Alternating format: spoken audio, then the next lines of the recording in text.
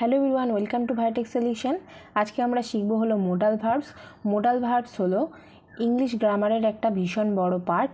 তো এই জিনিসটা যদি আমরা ভালো করে না শিখি তাহলে কিন্তু সেন্টেন্স কনস্ট্রাকশনের ক্ষেত্রে আমাদের সব সময়তেই বাধার সম্মুখীন হতে পারে। মোডাল ভার্বস কাকে বলে? Modal verbs are those helping verbs, মানে এটা বোঝাই যাচ্ছে যে এটা প্রথমেই বলে দিচ্ছে এটা হলো হেল্পিং ভার্ব, মানে আমাদের সেন্টেন্স কনস্ট্রাকশনে হেল্প করবে। Which help to express the mode or manner of the main verb, মানে মেইন ভার্ব যেটা থাকবে তার মোড বা ম্যানার কি অবস্থায় বসবে বা কখন কিভাবে ব্যবহার করা হবে সেটা বোঝাবে। তো এই মোডাল ভার্বস কি হয় দেখো। Modal verbs are shall, should, will, would, can, could, may, might, must, ought to, use to, need, dare. তো প্রথমে আমরা আগে জানি যে এই শুড কোথায় বসে, কারণ শ্যাল আর উইল আমরা কিন্তু জানি ফিউচার টেন্সের ক্ষেত্রে বসে। তো এখন জানবো শুড কোথায় বসে। শুড বসে 1 নম্বর in present tense and active voice. যদি সেন্টেন্সটি প্রেজেন্ট টেন্সে থাকে এবং অ্যাক্টিভ ভয়েসে থাকে তখন কিন্তু শুড ব্যবহার করা হবে। তার নিয়ম কি? সেই কনস্ট্রাকশনের নিয়ম হলো subject plus should plus base verb plus remaining object. ঠিক আছে, এখানে এক্সাম্পল দেখলে তোমরা বুঝতে পারবে। তোমার এখন স্কুলে যাওয়া উচিত। You should go to the school. এখানে ইউ হলো সাবজেক্ট, এই শুড বসেছে। বেস ভার্ব মানে মেইন ভার্ব হলো কি গো, রিমেইনিং অবজেক্ট হলো টু দ্য স্কুল নাও। পরবর্তী আছে দেখো, আমার বইটি কেনা উচিত। Should buy the book. I should buy the book. I should buy the book মানে উচিত অর্থে কিন্তু শুড আমরা ইউজ করব। এই সব কটায় দেখো উচিত আছে, উচিত অর্থে আমরা এই শুডটা ব্যবহার করব। যাওয়া উচিত, করা উচিত, কোনো কিছু উচিত কথায় আমরা শুড ব্যবহার করব। আমাদের এখন বই পড়া উচিত। We should read our books now. তার এখন খেলা করা উচিত নয়। He or she should not play now. দরিদ্রদের সাহায্য করা আমাদের কর্তব্য বা উচিত। এই কর্তব্য বা উচিত একই অর্থে ব্যবহার হয়। তাহলে কী হবে? We should help the poor. দেখো আমরা এই শুডটাকে ব্যবহার করব যেমন বসে থাকা উচিত, দাঁড়িয়ে থাকা উচিত, এই সমস্ত ইত্যাদি ক্ষেত্রে কিন্তু আমরা শুডটাকে ব্যবহার করব কিভাবে? Should be plus verb plus ING. Should be plus verb plus ING এইভাবেই কিন্তু আমরা যখন বসে থাকা উচিত, দাঁড়িয়ে থাকা উচিত, তোমার এটা করা উচিত বা তোমরা এটা অবশ্যই করবে, এটা তোমাদের কর্তব্য, এই সমস্ত ক্ষেত্রে কিন্তু শুড বি তারপর ভার্ব প্লাস আইএনজি হবে। যেমন তোমার বসে থাকা উচিত। You should be sitting. তোমার ঘুমিয়ে থাকা উচিত নয়। You should not be sleeping. ঠিক আছে, পরের ক্ষেত্রে শুড কোথায় ইউজ হয়? পরের ক্ষেত্রে শুড ইউজ হয় in present tense and passive voice. Present tense হবে আবার প্যাসিভ ভয়েস হবে, এরকম ক্ষেত্রে আমরা শুড ব্যবহার করব। যেমন বইটি কেনা উচিত। The book should be brought. The book should be brought. বইটি পড়া উচিত নয়। The book should not be read. The book should not be read. টাকাটা দেওয়া উচিত নয়। The money should not be given. The money should not be given. Present টেন্সও হচ্ছে আবার প্যাসিভ ভয়েসও হচ্ছে, সেক্ষেত্রে আমরা ব্যবহার করছি আমাদের should. The money should not be given, সেটা নেগেটিভ হোক বা পজিটিভ হোক আমরা কিন্তু এই ফর্মেই ব্যবহার করব, should be plus verb plus ING.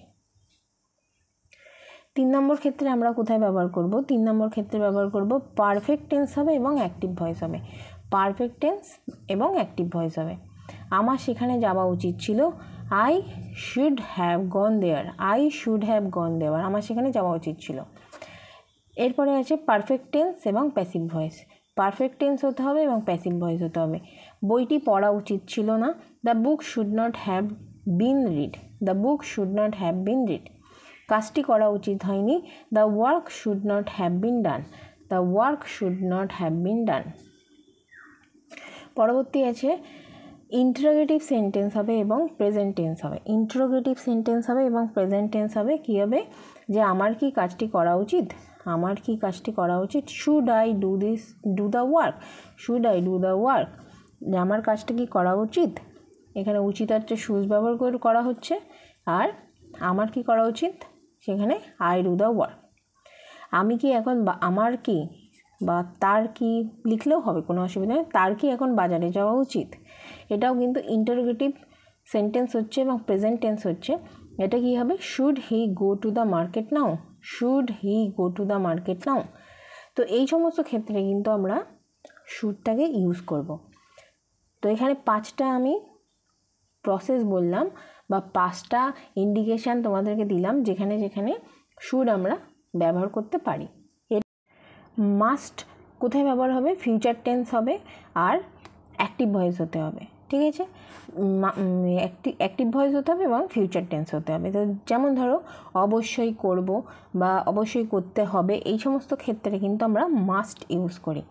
তো সেন্টেন্স কনস্ট্রাকশনে কীভাবে এটা কনস্ট্রাক্ট করবে সেন্টেন্স, ফর্মেশনটা হবে subject plus must plus verb, তারপরে হবে রিমেইনিং অবজেক্ট, ঠিক আছে। যেমন এক্সাম্পল, নিশ্চয়তা বোঝাতে, ঠিক আছে, অথবা এখানে তুমি জোর দিতে বোঝাতেও বলতে পারো। এখানে জোর দিয়ে বলছে যে তুমি অবশ্যই ধূমপান ত্যাগ করবে, তোমাকে জোর দিয়ে বলছে বা রিকোয়েস্ট করছে না, তোমাকে একদম অর্ডার দিয়েই বলছে যে তুমি নিশ্চয়ই ধূমপান ত্যাগ করবে, you must give up smoking. এখানে নিশ্চয়তা বোঝাচ্ছে যে তাকে সত্য কথা বলতে হবে, he must or she must speak the truth. আর অবশ্যম্ভাবী বোঝাতে মানে একদম হবেই এরকম কিছু বোঝাতে তখনও মাস্ট ইউজ হবে, মানুষকে মরতেই হবে, ম্যান মাস্ট ডাই, ঠিক আছে। তো কোনো কিছু জোর করে বলতে গেলেই আমরা মাস্ট ব্যবহার করব। কোনো কিছু নিশ্চয়তা করতে যে একদম নিশ্চয়ই ব্যাপারটা একদম ফাইনাল এরকম ব্যাপার হলেই আমরা মাস্ট ব্যবহার করব। আর অবশ্যম্ভাবী মানে হতেই হবে, ব্যাপারটা হবেই, এটা কোনো হবে না বলে কথা নেই, হবেই এরকম ব্যাপার হলে আমরা কিন্তু মাস্ট ইউজ করব। পরবর্তীতে ফিউচার টেন্স এবং প্যাসিভ ভয়েস হতে হবে, সেই ক্ষেত্রে আমরা মাস্ট ইউজ করব। দেখো কিভাবে ইউজ হয়। ইংরেজি অবশ্যই শিখতে হবে, ইংরেজি অবশ্যই শিখতে হবে, English must be learn, English must be learn, সত্য কথা বলতেই হবে, the truth must be told, ধূমপান ত্যাগ করতেই হবে, smoking must be give up. সব ক্ষেত্রে কিন্তু প্যাসিভ হচ্ছে, ফিউচার টেন্স হচ্ছে। 3 নম্বরে দেখো পারফেক্ট টেন্স হতে হবে এবং অ্যাক্টিভ ভয়েস হতে হবে, পারফেক্ট টেন্স হতে হবে এবং অ্যাক্টিভ ভয়েস হতে হবে। সেটা কী হবে, সে অবশ্যই এই কাজ করেছে, he or she must have done this work, সে অবশ্যই এই কাজ করেছে, সে নিশ্চয়ই বাড়ি চলে গেছে, he or she must have gone home. তো অবশ্যই কোনো কিছু করেছে বা নিশ্চয়ই কিছু করেছে, সেক্ষেত্রে আমি প্রথমেই বলে দিয়েছি মাস্ট হবে, তো এখানে দেখো মাস্ট ইউজ হলো। এছাড়াও পারফেক্ট টেন্স হতে হবে বা প্যাসিভ ভয়েস হতে হবে, এই সমস্ত ক্ষেত্রেও কিন্তু আমরা মাস্ট ব্যবহার করব। যেমন দেখো তোমাকে অবশ্যই পদ্ধতিটা শেখানো হয়েছে, you must have been taught the process, তালিকাটি অবশ্যই দেয়া হয়েছে, the list must have been given. তো সবসময় মনে রাখবে যে কোনো কিছু জোর করে বলা, ঠিক আছে। যদি এই যে রুলসগুলো লিখছি, perfect tense, active voice, perfect tense, passive voice, এইগুলোতে কীভাবে ব্যবহার হবে, তো যদি এগুলো মনে না থাকে তো সবচেয়ে ভালো প্রসেস হলো এটা মনে রাখার যে কোনো কিছু জোর দিয়ে বলতে গেলে মাস্ট ইউজ করব, একদম অবশ্যম্ভাবী যেটা হবেই এরকম কিছু বুঝলে মাস্ট ইউজ করব, আর নিশ্চয়তা বোঝাতে যে নিশ্চয়ই এটাই করতে হবে, এই সমস্ত ক্ষেত্রে কিন্তু আমরা মাস্ট ইউজ করব। তো এইটুকু মনে রাখলেই কিন্তু হবে। এরপর আমাদের আছে হলো নিড, নিড মানে হলো দরকার বা দরকারি, সেটা আমরা কখন ইউজ করব, অ্যাফার্মেটিভ এবং অ্যাক্টিভ ভয়েস মানে হ্যাঁ বোধক হবে এবং অ্যাক্টিভ ভয়েস হবে, সেই সব ক্ষেত্রে আমরা নিড ব্যবহার করব। যেমন দরকার বা দরকার ছিল বোঝাতে, দরকার বা দরকার ছিল বোঝাতে আমরা নিড ব্যবহার করি। আমার এখন 500 টাকা দরকার, আই নিড ₹500 অ্যাট প্রেজেন্ট। প্রত্যেকেরই সতর্ক হওয়া উচিত, one needs to be careful, তার একটা ছাতা দরকার, হি or she needs an umbrella. আমার একটা বই দরকার ছিল, আই নিডেড এ বুক। তোমার তো তোমরা এটা বুঝে দেখো যে নিড সবসময় কিসে ব্যবহার করব, যে দরকার থাকার ক্ষেত্রে আমরা ব্যবহার করব, ঠিক আছে। তো সবসময় তো মাথায় রাখবে যে কোনো কিছু যাওয়ার দরকার বা পড়ার দরকার বা দেওয়ার দরকার, কি আমাকে করতেই হবে, তোমাকে এটা করা দরকার, এরকম কিছু বোঝালে কিন্তু আমরা নিড সবসময়তে ব্যবহার করব। এইটুকু মনে রাখলেই হবে। এরপর দেখো আমাদের বইটি পড়া দরকার, we need two read the book. আমাদের সেখানে যাওয়া দরকার, উই নিড টু গো দেয়ার। সে সঠিক পরিমাণ জানতে চায়, হি needs to know the exact amount.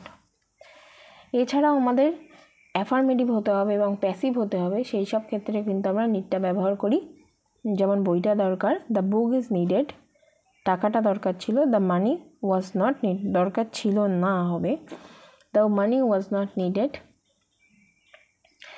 এরপর আছে দেখো নেগেটিভ হবে এবং অ্যাক্টিভ ভয়েস হবে, নেগেটিভ সেন্টেন্স হবে এবং অ্যাক্টিভ ভয়েস হবে, সেই সব ক্ষেত্রে আমরা নিড ব্যবহার করব। তার সঙ্গে আমার দেখা করার দরকার নেই, I do not need to meet him, তার টাকার দরকার নেই, he does not need money or he needs no money. দুটো লিখলেই, যে কোনো একটা লিখলেই হবে দুটোর মধ্যে। আমাদের বইটি কেনার দরকার ছিল না, আমাদের বইটি কেনার দরকার ছিল না, we did not need buy the book, we did not need to buy the book. আমাদের তাড়াহুড়ো করার দরকার ছিল না, we did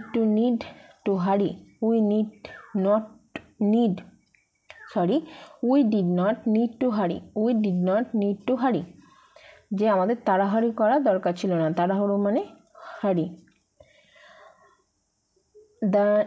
in negative and passive voice, আবার নেগেটিভ হবে আবার প্যাসিভ ভয়েস হবে, এই ক্ষেত্রেও কিন্তু আমরা নিডটা ব্যবহার করব।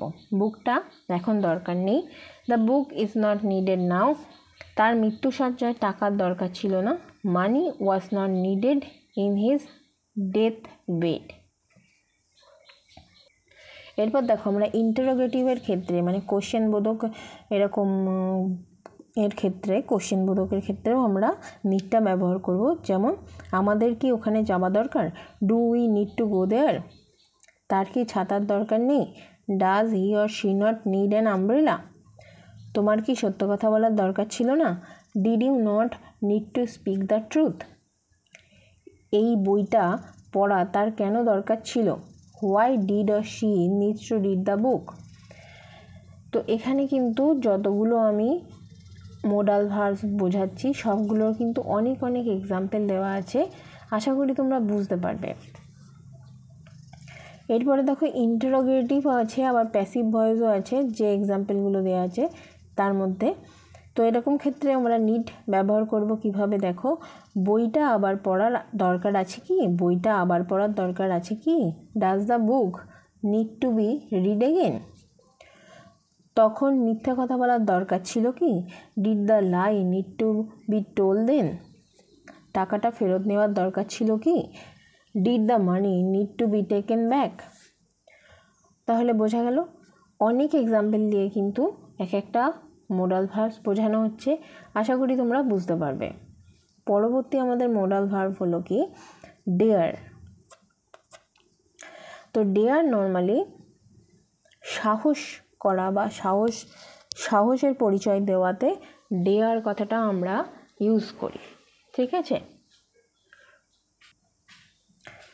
যেমন দেখো অ্যাফার্মেটিভ বা হ্যাঁ বোধহয় কী বলা হয়, সে সবই বলার সাহস রাখে, হি ডেয়ার টু সে এনিথিং। তো এই কনস্ট্রাকশানটা সবসময় মাথায় রাখবে, সাবজেক্ট হবে, তারপর ডেয়ার বা ডেয়ার্স টু হবে, তারপর ভার্ব এবং তারপর অবজেক্ট হবে। তো এটাই যখন নেগেটিভ ক্ষেত্রে ইউজ হবে, কিভাবে হবে, সে কিছুই বলতে সাহস পায় না, এটা নেগেটিভ সেন্টেন্স বুঝতেই পারছি। He does not dare to say anything. ইন্টারোগেটিভে কী হবে, সে কি কিছু বলার সাহস রাখে, does he dare to say anything. ঠিক আছে, বোঝা যাচ্ছে তাহলে অ্যাফার্মেটিভে কীভাবে ইউজ করলাম, নেগেটিভে কীভাবে ইউজ করলাম এবং ইন্টারোগেটিভে কীভাবে ইউজ করলাম। এবার দেখো যদি পাস্ট টেন্সে থাকে, সেন্টেন্সটা যদি পাস্ট টেন্সে থাকে তবুও কিন্তু আমরা ডেয়ারটা কীভাবে ইউজ করতে পারি, দেখো শুধুমাত্র এই ভার্বের ডেয়ারটা ডেয়ার্ড হয়ে যাবে, ইডিটা যোগ হয়ে যাবে, আর কিচ্ছু হবে না, বাকি সব ফরমেশন এক থাকবে।